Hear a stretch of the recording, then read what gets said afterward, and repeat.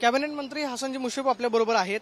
मुश्रीफ साहेब, मराठा आरक्षणाचं विधेयक विधानसभेमध्ये मंजूर झाले, आपली पहिली प्रतिक्रिया? अतिशय चांगला निर्णय झालेला आहे। अनेक दिवसाची मराठी समाजाची मागणी होती की आपल्याला वेगळं असं आरक्षण पाहिजे, म्हणून आज 10% नोकरीमध्ये आणि शिक्षणामध्ये आरक्षण देण्याचा निर्णय एकमताने झाला।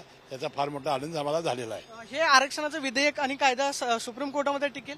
100% टिकेल असं टिकणार। आता मुख्यमंत्री महोदयांनी सविस्तरपणानं आज सभागृहामध्ये जे निवेदन केलं त्यावर मला वाटतं की 100% ते टिकेल। मनोज जरांगे मात्र त्यांच्या भूमिकेवरती ठाम आहे, त्यांनी हट्ट सोडायला हवा नाही। आता त्यांनी मुख्यमंत्र्यांनी विनंती केली, आम्ही सगळ्यांनी त्यांना विनंती केलेली आहे की त्यांनी आता आपलं उपोषण मागे घ्यावं आणि पाठिंबा द्यावा।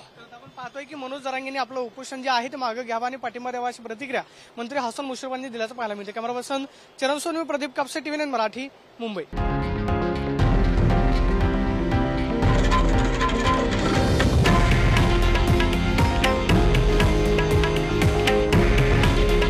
हे आहे देशातील नंबर 1 न्यूज नेटवर्क आणि आपण पाहत आहात TV9 मराठी।